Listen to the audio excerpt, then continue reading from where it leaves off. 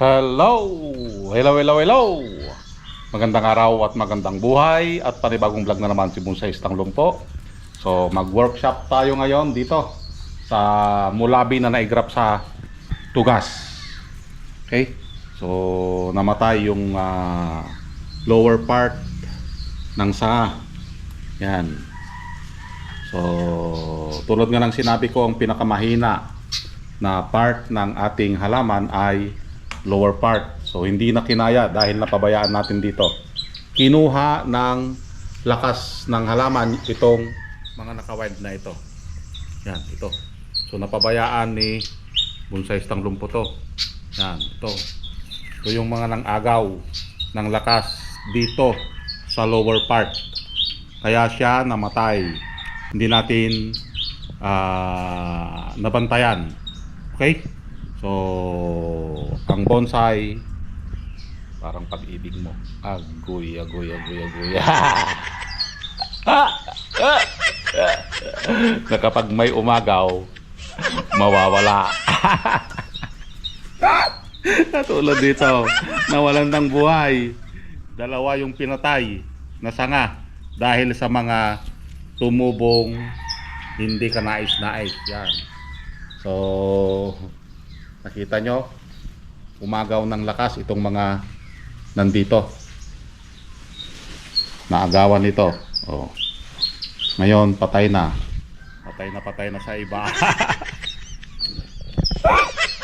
Shout out sa mga naagawan. Pero, ang gagawin natin para makamove on, gagawin natin ng paraan. Iyon ang mahalaga. Okay? So, gagawan ni Bonsai Tanglong po ng paraan para maging okay ulit itong ating bonsai material. So let's start. Pinakaunang gagawin natin dito, tanggalin yung mga sanga na hindi na kailangan para makita natin yung mga unang sanga na na-wire natin.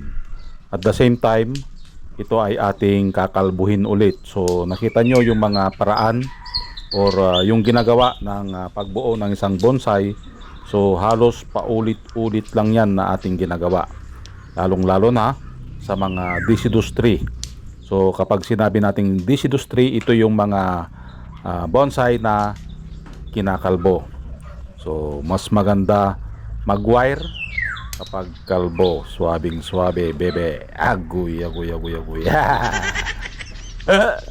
So nakita nyo, pakunti na lang pakunti dito yung kanyang mga sanga. Itira lang natin dito yung mga ating kakailanganin na sanga. Okay? So enjoy lang sa panonood hanggang sa matapos nating ayusan ito.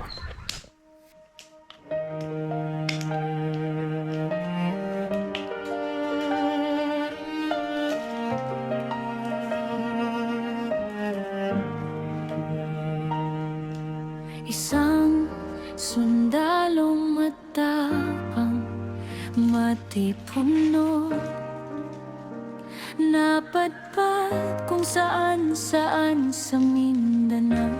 Bawat baryo may bakas ng gulo, bawat gabi dasal lang ang sandata niya rito. Makipaglaban para sa kapayapaan, para sa pamilyang sa larawan lang mahawakan. Isang putok, sandaling tumigil ang mundo. Pagbagsak sa lupa, biglang nawasak ang lakad. Pero di doon nagtatapos ang kwento. Pinilit niyang buuin ang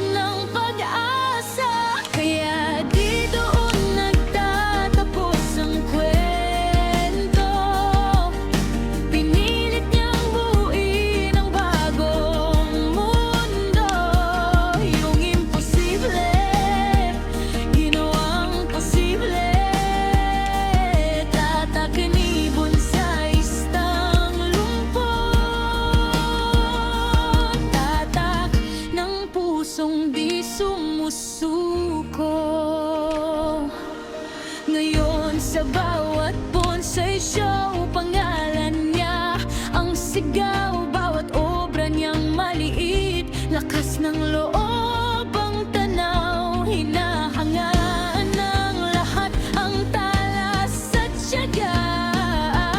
Di nila alam, doon din siya kumukuha ng lakas ng loob.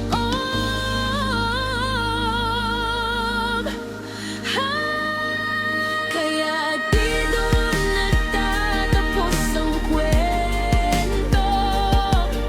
Pinilit niyang buuin ang bagong mundo. Yung imposible, ginawang posible. Tatak nibon sa istang lumpur. Tatak ng pusong di sumusuko. Tatak nibon sa istang lumpur.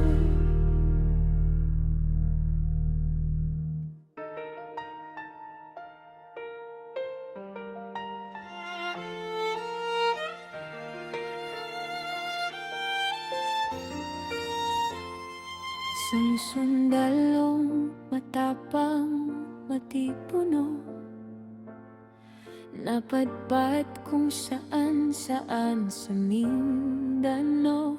Bawat baryo may bakas ng gulo.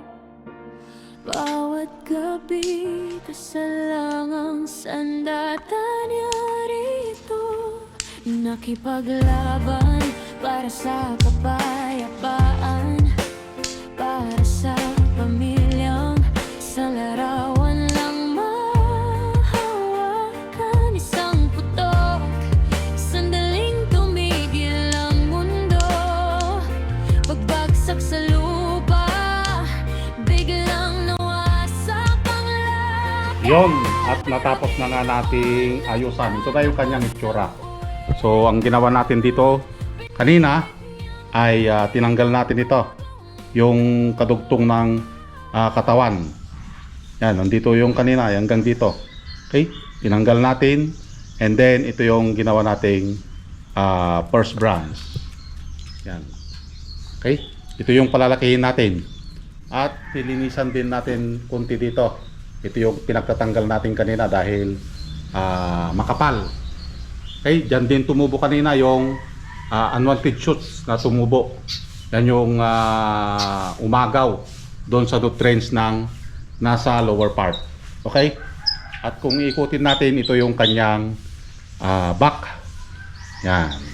So ito, palakihin din natin ito at saka ito. So pinutol natin ito para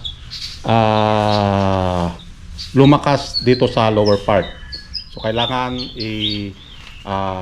kontrolin ang balance, magkaroon ng balance, yung lakas, para makalarga itong first brush na pinapalarga natin, dahil ang pinakamahina sa bonsai ay nasa lower part. Okay, tapos palakihin muna natin ito. Ito yung kadugtong ng flow ng kanyang trunk o katawan. Okay, dapat malaking malaki ito. So kapag nakuha na natin yung gusto nating taba dito, puputulin lang ulit natin dito sa part na ito. Okay? Yan. So, antayin ang update nito. Ilalagay natin sa extension pot para mas mabilis tayo magpalaki ng sanga. Okay? So, yun lang, and maraming salamat. At nasamahan nyo na naman si Bonsai Stang po. Hanggang sa muli. Bye-bye.